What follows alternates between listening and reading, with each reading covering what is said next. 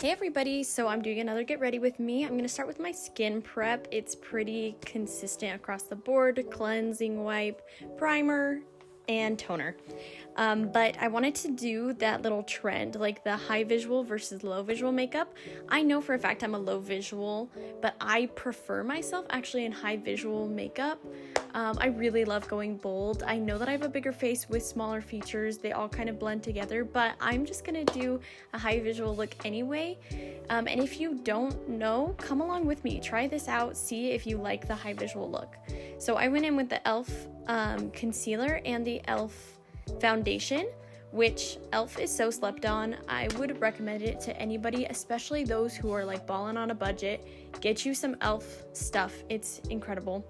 I tried out their new Halo Wand blush. It's incredible. Love her. She gave me such a good finish. You'll see it here. I just feel so sun-kissed and beautiful without there being too much. I don't love a bold blush. So anyway, for my eyes, I did do a little bit more of like browns and golds. And sometimes when your brother watches you record, you just get a little embarrassed. So that was me being embarrassed. But this is my nude palette. I went in with some gold on the inner corner and then actually some redder, it's like a reddy kind of brown.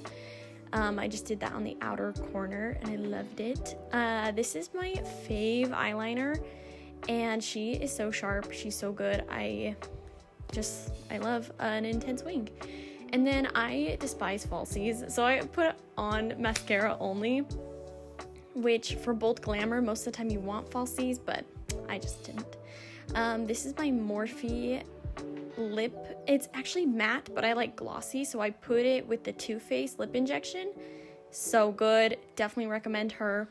And then I'll actually show you a different look because I ended up changing my shirt, but I loved this final little glam.